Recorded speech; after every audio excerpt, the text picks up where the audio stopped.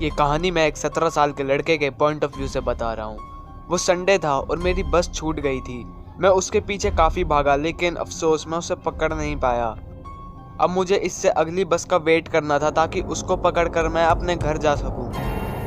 अगर मैं चाहता तो मैं कैब से जा सकता था, लेकिन उसमें पैसे लग जाते, या फिर मैं अपने मॉम डैड को फ़ोन कर सकता था, लेकिन मैं उनका वीकेंड ख़राब नहीं करना चाहता था। इसलिए मैंने वहाँ पर बस स्टॉप पर बैठना ही सही समझा। और तभी वहाँ पे बर्फ़ भी गिरने लगी। मैं काफ़ी देर तक उधर वेट करने लगा। मैं उधर गाने सुन रहा था, लेकिन बस आई नहीं। कुछ 1 घंटे बीत गए और तब मैंने उधर एक आदमी को नोटिस किया। वो कुछ मिड 50s का लग रहा था और उसकी शक्ल बहुत ही क्रीपी थी।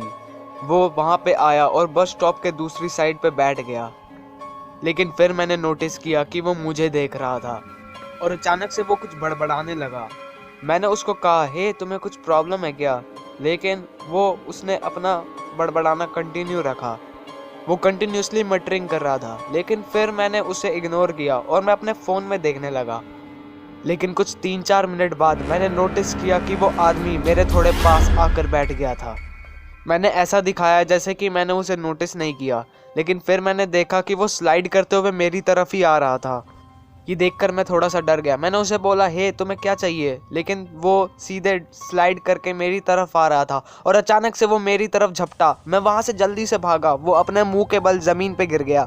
मैं अगले बस स्टॉप तक भागता रहा और जब मैंने पीछे देखा, मैंने देखा कि वो आदमी वहाँ पे नहीं था।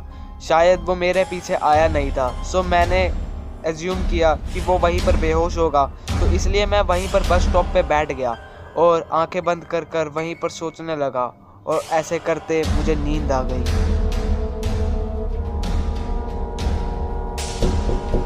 किसी आवाज़ की वजह से मेरी नींद टूटी और जब मैंने पीछे देखा, मैंने देखा वही आदमी बस स्टॉप के पीछे वाली साइड को नॉक कर रहा था।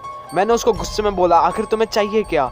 लेकिन तभी वो चलते हुए बस स्टॉप के उस साइड से होते हुए मेरे पास आने लगा। मैंने उसको एंग्री टोन में कहा कि वहीं पर रुक जाओ, लेकिन उसने मुझे इग्नोर किया और वो मेरी तरफ ही बढ़ते हुए आने लगा। इस समय मैं बहुत ज़्यादा पैनिक हो गया था।